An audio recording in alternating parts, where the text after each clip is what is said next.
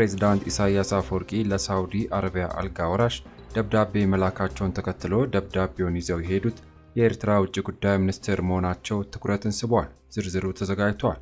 በሌላ ዜና የትግራይ ክልል ጊዜያዊ አስተዳደር ፕሬዝዳንት አቶ ጌታቸው ረዳ ከፍተኛ የሰራዊት አዛዦች ላይ የእግድ ደብዳቤ መጻፋቸውን ተከትሎ የጊዜያዊ አስተዳደሩ በወቅታዊ ሁኔታ ላይ መግለጫን ሰጥቷል። ዝርዝሩን በመረጃችን ይዘነዋል። በሌላ መረጃ ዘለንስኪ ለህፃን ልጅ ከረሜላ እንደሚገዛው ከአሜሪካ ገንዘብ ወስዷል ሲሉ ትራምፕ ተናገሩ። እንዲሁም በአፍሪካዊቷ ዲሞክራቲክ ኮንጎ በተባባሰው ግጭት በርካታ ቁጥር ያላቸው እስረኞች ከእስር ቤት ማምለጣቸው ተነገረ የሚሉትና ሌሎች አጫጭር ዘገባዎችን ከሀገር ውስጥ ከውጭ በዚህ መረጃ ሰዓት አካተናል። ሰላም ጤና ስጥልኝ። በመላው ዓለም የምትገኙ የተከበራችሁ የዩቲዩብ ቻናላችን ቤተሰቦች አዳዲስ መረጃ በፍጥነት እንዲደርሶ ሰብስክራይብ በማድረግ የደወል ምልክቱን በመጫን ቪዲዮን ላይክ፣ ሼር ማድረጉን አይዘንጉ። ወደ መረጃዎቹ እናልፋለን። አብረን እንከታተለው።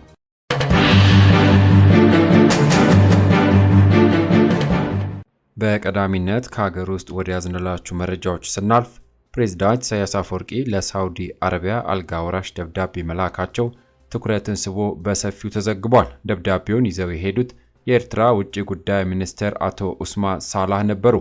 ይሁንና አቶ ኡስማን ደብዳቤውን በመያዝ ትናንት ሪያድ የገቡ ሲሆን በቤተ መንግስት ተገኝተው ለሳውዲ አልጋ ወራሽ ልዑል መሐመድ ቢን ሳልማን ኢን አብዱልአዚዝ አልሰዓዱ አስረክበዋል።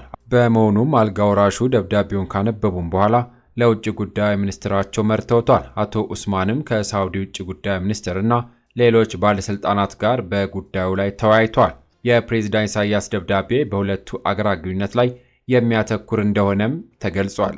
በሌላ ዜና የትግራይ ክልል ጊዜያዊ አስተዳደር ፕሬዝዳንት አቶ ጌታቸው ረዳ ለሶስት ከፍተኛ የሰራዊት አዛዦች ላይ ጊዜያዊ የእግድ ደብዳቤ መጻፋቸው ተገልጿል። እግዱ የተጻፈላቸው ከፍተኛ አመራሮች ሜጀር ጀነራል ዮሐንስ ወልደ ጊዮርጊስ፣ ሜጀር ጀነራል ማሾ በየነ፣ ብርጋዴር ጀነራል ምግበይ ኃይል ናቸው። ፕሬዝዳንት አቶ ጌታቸው ረዳ ዛሬ መጋቢት 1 2017 ዓ.ም የጻፉት ጊዜያዊ የእግድ ደብዳቤ ከመንግስት ውሳኔ ውጪ መላ ህዝባችን ወጣቱን ወደ ግርግር፣ የጸጥታ ኃይላችን ወደ እርስ በርስ ግጭት ብሎም ህዝባችን ወደማይወጣበት አዘቅት የሚያስገባ አደገኛ እንቅስቃሴ አልቆመም። ስለሆነም እርስዎ ስርዓት ባለው አካሄድ መግባባት እስኪደረስ ድረስ ከመጋቢት 1 2017 ዓ.ም ጀምሮ ላልተወሰነ ጊዜ ከአዛዥነቶ የታገዱ መሆኑን አስታውቃለሁ ይላል። በትግራይ ክልል በአመራሮች መካከል የተፈጠረው ልዩነት እንዲፈታ ብዙ ጥረት ቢደረግም ምንም መፍትሄ ሳይገኝለት ተባብሶ የቀጠለ ሲሆን ነዋሪዎችም ሁኔታው ስጋት ላይ ጥሏቸዋል።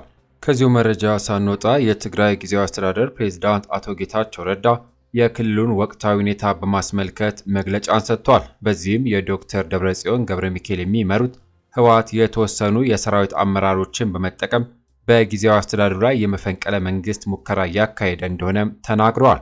ቡድኑ በድርጅቱ በቁጥጥር ስር ኮሚሽንና በኢትዮጵያ ብሔራዊ ምርጫ ቦርድ ኮሚሽን እውቅና የሌለው ህገወጥ ጉባኤ እያካሄደ ነው ያሉት ፕሬዝዳንቱ ቡድኑ በማንኛውም መመዘኛና መለኪያ ወደ ስልጣን አይመለስም ሲሉም አክለዋል። ይሁንና ጥቂት የሰራዊት አመራሮች እንደ መሳሪያ በመጠቀም በየወረዳውና ቀበሌው በጊዜያዊ አስተዳደሩ የተሾሙ የሥራ ኃላፊዎች ማህተም በመቀማት ላይ ተጠምዷል ሲሉም ተናግረዋል። ይሁን እንጂ ይህ ህገወጥ ተግባር የተረጋጋ መንግስታዊ አገልግሎትና ጸጥታ እንዳይኖር እክል ፈጥሯል ሲሉም ገልጸዋል። ጊዜያዊ አስተዳደሩ ያለችውን ትግራይ ማስተዳደር የማይቻልበት ሁኔታ ተፈጥሯል ሲሉም አክለዋል። የክልሉን ጸጥታ በማደፍረስ የፕሪቶሪያ ስምምነት ለማፍረስ የተጀመረው እንቅስቃሴ እጅግ አደገኛና ጥፋት የሚያስከትል ነው ያሉት ፕሬዝዳንቱ ተግባሩ በአስቸኳይ እንዲቆም ሁሉም መተባበር አለበትም ብለዋል። ሌላው አቶ ጌታቸው ረዳ በመግለጫቸው በኢትዮጵያና ኤርትራ መንግስታት መካከል በግል የሚታይ ውጥረት አለን ብለዋል። ውጥረቱ ወደ ግጭት ተሸጋግሮ ትግራይ የጦርነት አውድማ እንዳትሆን መስራት ይጠበቅብናል ሲሉም ተደምጠዋል። ይሁን እንጂ ትላንት የካቲት 30 እና ዛሬ መጋቢት 1 2017 ዓ.ም በትግራይ ምስራቃዊ ዞንና በመቀለ የተወሰኑ የሰራዊት አመራር ያሰማሩት ኃይል ፓትሮል በመጠቀም በጊዜያዊ አስተዳደሩ የተሾሙ አስተዳዳሪዎች ማህተብ የመቀማትና ከአንዱ ከተማ ወደ ሌላ ከተማ የሚወስድ ከተማ የቁጥጥር ኬላ የመስራት ምልክቶች መታየታቸው አቶ ጌታቸው ረዳ አስታውቋል። ዛሬ መጋቢት 1 2017 ዓ.ም የምስራቃዊ ዞን የጸጥታና የሰላም ኃላፊ በአካባቢው በሚገኙ የሰራዊት አመራር ከ2 ሰዓት በላይ ታግተው መለቀቃቸውን ቴክቫ ኢትዮጵያ የመቀለ ቤተሰብ አረጋግጠዋል። በመቀጠል በዲሞክራቲክ ኮንጎ በተባባሰው ግጭት በርካታ ቁጥር ያላቸው እስረኞች ከእስር ቤት ማምለጣቸው ተነገረ። በሩዋንዳ የሚደገፉት የኤም23 አማጽያን ባለፉት 2 ወራት በምስራቃዊ የሀገሪቱ ክፍል 2 ትላልቅ ከተሞች መቆጣጠራቸውን ተከትሎ የጅምላ እስር ቤት ማምለጥ መበራከት በህዝቡ ላይ ሽብርን ፈጥሯል። አማጽያኑ በከተሞች የሚያደርጉት እንቅስቃሴ እየተስፋፋ መምጣቱን ተከትሎ ከጥር ወር ጀምሮ ከ4 እስር ቤቶች በሺዎች የሚቆጠሩ እስረኞች አመልጠዋል። ይሁንና የማረሚያ ቤቶች ጠባቂዎች ታሳሪዎች እንዳያመልጡ ለቀናት ጥበቃ ሲያደርጉ የቆዩ ቢሆንም በአማጽያኑ በተከፈተባቸው ድንገተኛ ተኩስ እስር ቤቶቹን ጥለው እንደሸሹ ነው የተነገረው። ይሁን እንጂ በጥር 27 ምሽት የኤም23 ታጣቂዎች የሰሜን ኪቩ ግዛት ዋና ከተማ ወደ ሆነችው ጎማ ከተማ ሲገቡ ከ4000 በላይ እስረኞች ከጎማ ሙንዜንዜ እስር ቤት አመልጠዋል። ቀጥሎም ታሳሪዎቹ በመቶዎች የሚቆጠሩ ሴት እስረኞች ላይ ያስገድዶ መድፈርና ሌሎች ጾታዊ ጥቃቶችን መፈጸማቸው ተዘግቧል። የእንግሊዙ ዘ ጋርዲያን ጋዜጣ ይዞት በወጣው ዘገባ ከጎማ እስር ቤት ባለፈ በፑካቮና ካባሬና ካሊማ ማዕከላዊ እስር ቤት ጨምሮ ከበርካታ ስፍራዎች አደገኛ የሚባሉ ወንጀለኞች አመልጠዋል። ይሁንና እስረኞቹ በተለያዩ በአመፅ እንቅስቃሴዎች ውስጥ በመሳተፍ ገንዘብ በማጭበርበር እና የህዝባዊ ጸጥታ በማድፍረስ ወንጀሎች ተፈርዶባቸዋል። በስፍራው የሚንቀሳቀሱ የጸጥታና የደህንነት ተንታኞች ታሳሪዎቹ ለእስር ባበቋቸው ግለሰቦች፣ ከሳሾች እንዲሁም የፍትህና የጸጥታ አካላት ላይ የቂም በቀል እርምጃ እየወሰዱ እንደሚገኙም ጠቁመዋል። በጎማና ቡካቮ ከተሞች ያመለጡ እስረኞች የቆሸሹ ጠመንጃዎችና ሌሎች የስለት ጦር መሳሪያዎችን በመያዝ ዝርፊያን ጨምሮ የተለያዩ ወንጀሎች ላይ ተሰማርተው መመልከታቸውን የዓይን እማኞች ተናግረዋል።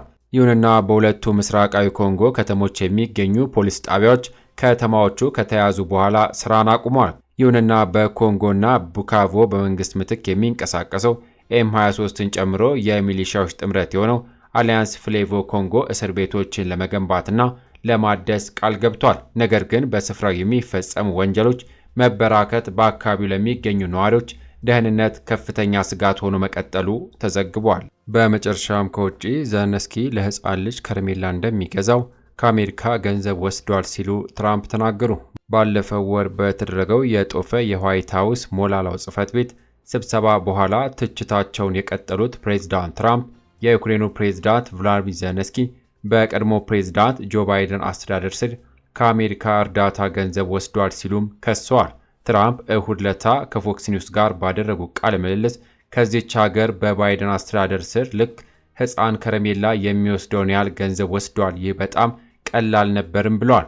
ይሁንና ትራምፕ አክለውም ዘለንስኪ አመስጋኝ ነው ብዬ አላምንም፣ 350 ቢሊዮን ሰጠነው፣ እርሱ ግን ስለተዋጋና ጀግንነት እንዳላቸው እየተናገረ ነው ብለዋል። ዩናይትድ ስቴትስ ፕሬዝዳንት ሀገራቸው ጂብሊ የተባለውን ጸረ ታንክ ጦር መሳሪያ ለዩክሬን የሰጠችው ዋሽንግተን መሆኗን ደጋግመው ገልጸዋል።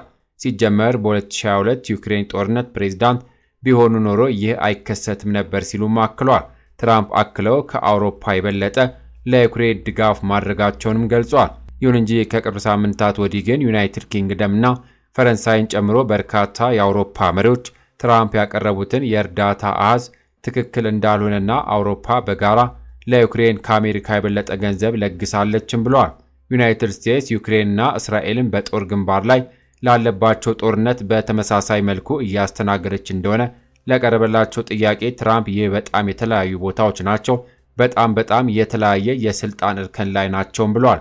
ባለፈው ወር ትራምፕ ዘለንስኪ በዩክሬን ያለውን ጦርነት ማራዘሙንና ለአሜሪካ እርዳታ ምስጋና እንደሌላቸው ሲወነጅሉ የትራምፕና የዘለንስኪ ውጥረት ተባብሷል።